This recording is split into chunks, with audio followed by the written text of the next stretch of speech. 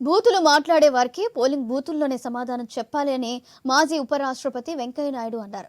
సభా సాంప్రదాయాలను కొంతమంది నాయకులు అపహాస్యం చేస్తున్నారని ఆగ్రహం వ్యక్తం చేశారు. విశాఖలోని ఎస్ఎఫ్ఎస్ స్కూల్ స్వర్ణోత్సవ వేడుకల్లో ఆయన పాల్గొని ప్రసంగించారు.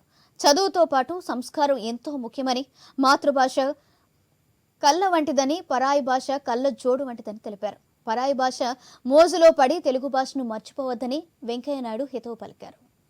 ఈ మధ్య మనం వింటున్నాం కదా, మన దగ్గర కూడా మన దేశంలో మన రాష్ట్రంలో అక్కడక్కడ కొందరు అసెంబ్లీలో రాజకీయ మీటింగ్లో మాట్లాడే భాష బూతు మాటలు మాడుతున్నారు.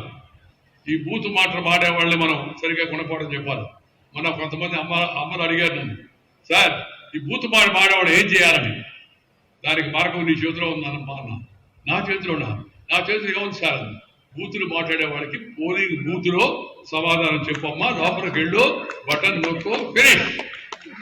అవినీతికి, అక్రమాలకు, అత్యాచారాలకు, తప్పుడు పదజాలానికి పాల్పడే నాయకులను గుర్తుంచుకొని ఎన్నికల్లో ఓడించాల్సిన అవసరం ఉంది.